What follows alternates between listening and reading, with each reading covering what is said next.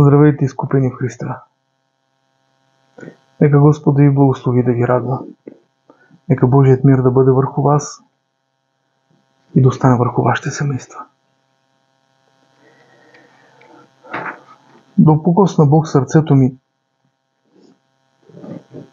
и искам от днес натам всяко едно послание, каквото правя, или всяко едно видео, което споделям, да го споделям в полза за хората, които са отпаднали, за хората, които поради една или друга причина са се загубили, за хората, които надеждата е почти угаснала, за хората, които мислят, че Бог вече не отговаря на техните молитви, за грешниците, за недостойните, за тези, които искат да угодят на Бога, но нямат силата да го направят. И посланията ми от днес натам искам да бъдат само за това. Искам да се обърна към всичките мои братя, приятели и сестри, всички, които поради една или друга причина са загубили връзката си с Христос. Скъпи приятели, искам да ви насърча нещо в Господа. Знаете ли, докато Бог съществува, а Бог винаги ще съществува, за теб винаги ще има една отворена врата. За теб винаги ще има една протегната ръка. И искам тази вечер да те насърча в нещо. Ако ти отвориш твоето сърце за Бог, то Бог ще отвори своето небе за теб. Така че тази вечер искам да ти кажа: Бог не е мъртъв. Бог е жив и съществува. Спомни си как си приел Христос. Спомни си как си тръгнал в Христа. И нека надеждата, която е вътре в сърцето ти, да не отпадне. Защото Бог е жив и те обича. Обича те такъв, какъвто си, за да те направи такъв, какъвто трябва да бъдеш в Него. И тази вечер искам да ви прочета една история за една жена, която е била отхвърлена, за една жена, която е била унижена, за една жена, която очакваше смърт. Но нещо се случи. Нещо стана в живота ти. Бог преобърна живота ти. Бог обърна листа и започна да пише историята й на съвсем чисто нов бял лист. Тази история може да я прочетем в Йоан 8 глава. А Исус отиде на Елеонския хълм, казва Библията. Йоан 8 глава. И рано сутринта пак дойде в храма. А целият народ идваше при него и той седна и ги поучаваше. И книжниците и фарисеите доведоха при него една жена, хваната в прелюбодейство. И като я поставиха по средата, му казаха: Учителю, тази жена бе хваната в самото дело на прелюбодейство. Мойсей ни заповядва в закона да убиваме такива с камъни. А ти какво ще кажеш за нея?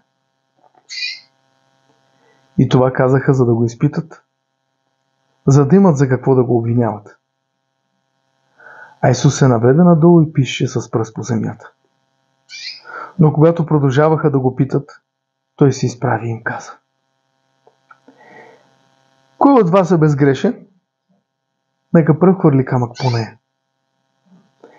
И пак се наведе надолу и пишеше с пръст по земята. А те като чуха това, разотидоха се един по един, като се започна от по-старите та до последните. А Исус остана сам с жената, която стоеше по средата. И като се изправи, Исус си каза: Жено, къде са онези? Никой ли не те осъди? А тя отговори: Никой, Господи. Исус каза: И аз не те осъждам. Иди си И от сега нататък не съгрешавай вече. Скъпи приятелю, искам да ти кажа нещо. Надеждата ти е в Господа. Почивката ти е в Господа. Спасението ти е в Господа. Искам да ти кажа, че каквото и да си направил, с каквото и да си съгрешил пред Бога, искам да чуеш думите, които Исус каза на тази жена, защото тези думи са отправени към теб. Осъди ли те някой? Не. И аз не те осъждам. Иди си, но повече не съгрешавай. Знаете ли кое промени животът на тази жена? Обърнете внимание на 11 стих. Как го нарича? А тя отговори: никой, Господи. Пак ще повторя: никой, Господи. Тя го призна за свой Господ, за свой Спасител, който спаси живота ти. Тя го призна като Господ. Последният човек, който призна Исус за Господ, е бил разбойникът на кръста. Още днес, каза Исус, ще бъдеш с мен в рая. Знаете ли, искам да ви кажа нещо. Нещо много важно. Нещо много добро и насърчително за вас. Аз съм го казал хиляди пъти. Много пъти съм го казал. И не ми омръзва да го казвам всеки път. Когато Исус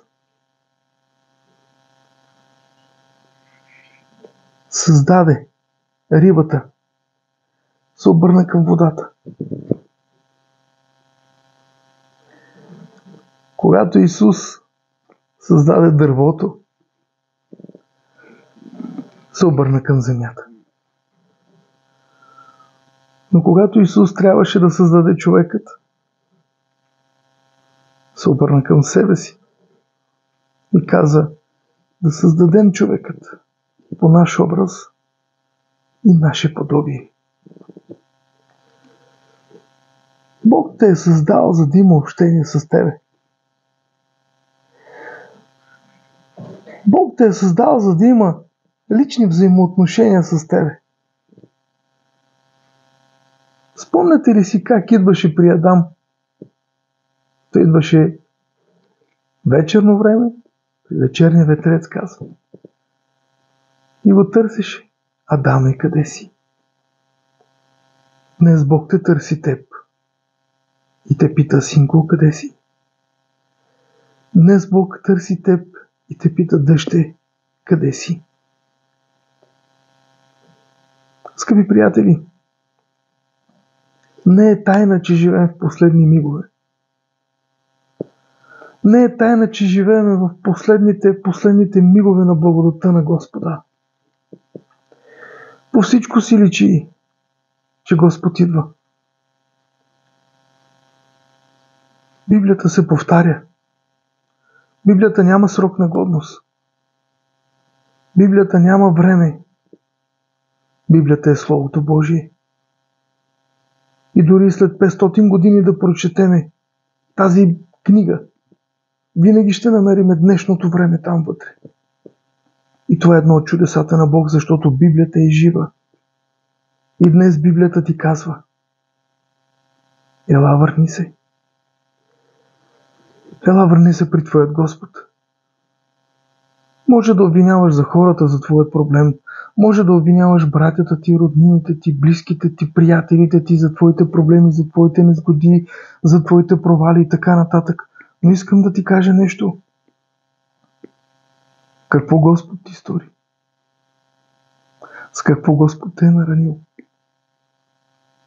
Днес имам послание за теб и Бог протяга ръката си към теб.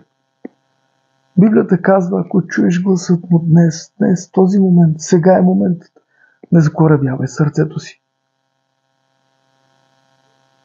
Не знаеш утрешния ден какво ще се случи с теб. Знаете ли, че живота ти и смъртта вървят ръка за ръка?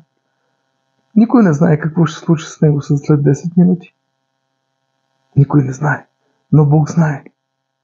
И ако това послание тази вечер достига до теб по някакъв начин, то искам да ти кажа нещо. Приятелю, Бог те обича и ти чака. Знаете ли, често пъти аз обичам блудния син да чета за него. И Библията казва, че той замина за далечна страна. Често пъти съм търсил в Библии, в конкорданси, в справочници, къде е тази далечна страна. И не можах да намеря, казва далечна страна. Но благодаря на Бога, че Господ отвори умът ми за нещо. Далечна страна е навсякъде, където си без Христос. Далечна страна е там, където си без Христос. Далечна страна е там, където си без Бог. Но тази вечер искам да ти кажа нещо. Ела на себе си. Спомни си кой ти обеща вечен живот. Спомни си кой ти е помогнал в трудните моменти. Спомни си кой ти излекува, когато докторите казаха, няма шанс.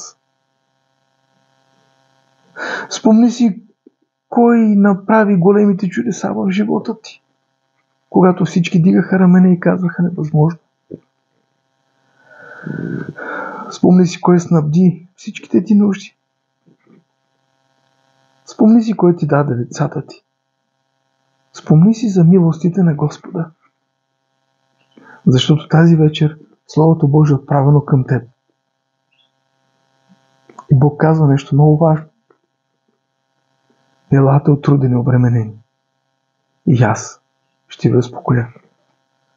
Но нека да се върна към онова, което казах преди малко. Знаете ли, водата без рибата си е пак вода. Но рибата без водата умира. Земята без дървото си остава пак земя. Но дървото, приятелю, без земята умира. Бог без човек си остава Бог. Но човек без Бога умира. Точно за това искам тази вечер да седнеш някъде насаме или да се скриеш. Да издигнеш гласът си към Него. И да му кажеш: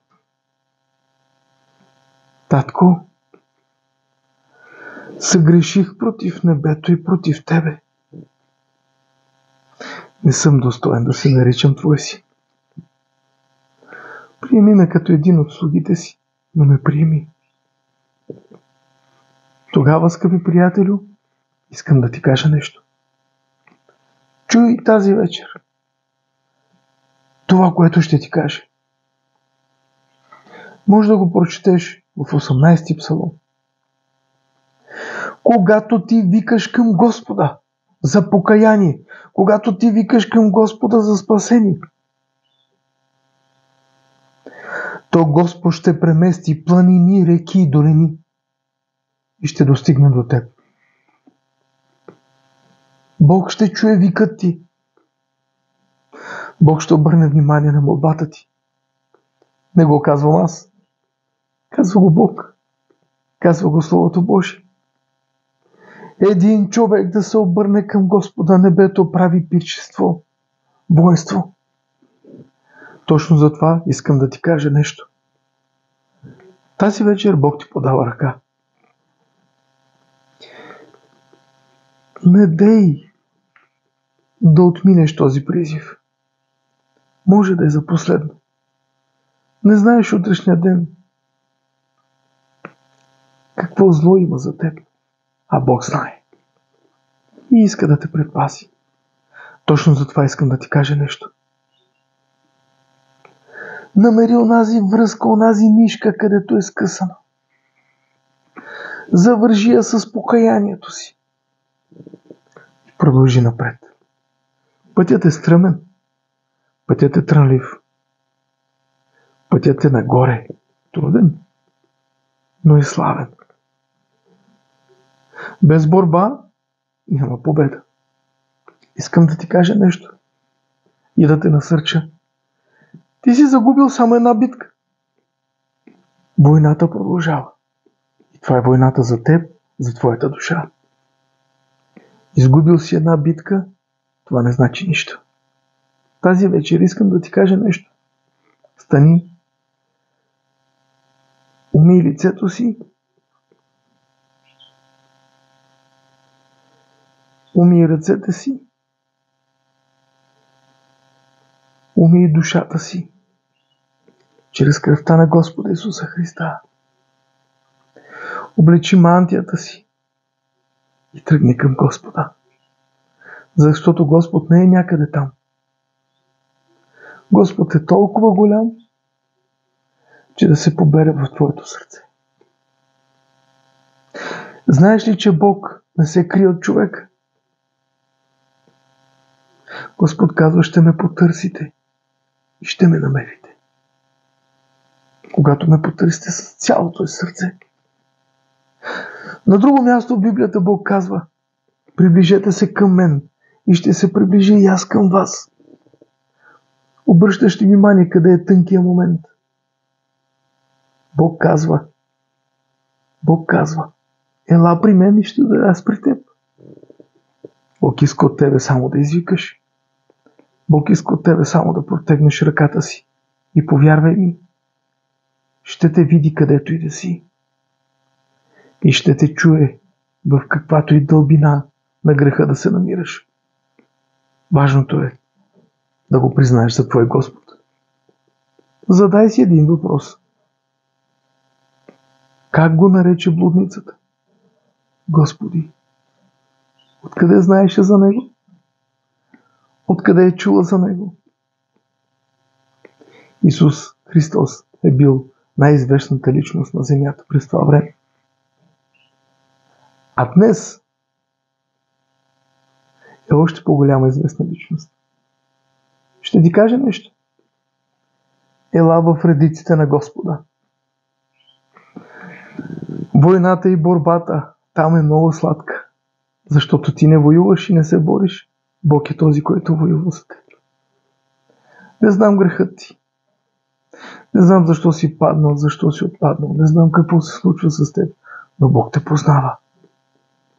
И ще ти кажа нещо. Той познава и най-съкровените ти мечти и най-скришните ти тайни. Защото е Бог. И освен Бог, той нарича себе си баща. Ела при татко. Ела при баща си. Завърни се. Бог иска от теб само да го призовеш. Останалото, всичко зависи от него. Така че тази вечер те благославям в името на Исус, който и да си, и нека Божият мир да остане върху теб. Помоли се тази вечер, защото молитвата е разговор с Господа. Кажи му, Боже, аз не съм достоен човек. Често забравям да се моля. Често отпадам. Още по-често се съблазнявам. Правя неугодни неща в очите ти. Не мога да се наричам твой син или твоя дъщеря. Но знам едно. Ти си моя баща. Ти си този, който дава сила. Спомнете си какво и каза Господ на тази жена. Тя е била блудница, тя е била скитница, тя е била лоша жена в очите на хората. Но Бог как погледна към нея? Жено, къде са онези? Никой ли не те осъди? Тя му каза, никой, Господи, никой, Дева. И аз не те осъждам. И аз няма да те осъдя. Аз ще ти простя. Аз ти подавам ръка. Аз обръщам нова страница с теб. Аз ще направя път за теб там, където няма път. Аз ще отворя врати, които са били заключени винаги за теб. Аз ще го направя. Планини, долини и реки ще преборя. И пак ще стигна до теб. Ще държа ръката ти. Няма да те изоставя. Колкото и трудно да ти изглежда, погледни с вяра към мен. Това бяха думите на Исус. И аз не те усещам. Иди си и от сега натам не дей да се решаваш. От сега натам не дей да губиш твоят живот. От сега натам търси Царството Божие. Търси Божията правда. Търси Господа в живота си. Защото, приятелю, искам да ти кажа. Каквото и да си спечелил, ти ще го оставиш тук. Каквото и да си придобил, ти ще го оставиш тук. За каквото и да си се борил, то ще остане тук. С каквото и да си направил, каквото и да си придобил, то ще остане тук. Нищо няма да вземеш със себе си. Библията казва, че прах отива при прахта, голи дойдохме, голи ще си отидеме. Един ден ще трябва да застанем пред Господа и ще трябва да отговаряме за делата си. Тази вечер ти казвам, за да не се случат тези лоши работи с теб, за да не бъде името ти заличено от книгата на живота, то искам да ти кажа, подпри се върху Словото, подпри се върху Бога, стани, уякчи ръцете си, краката си, нозете си, захрани се с Бога и продължи напред. Бог те обича. Какво ще те ползва, ако спечелиш целия свят, а изгубиш душата си? Така че бъди благословен и се замисли.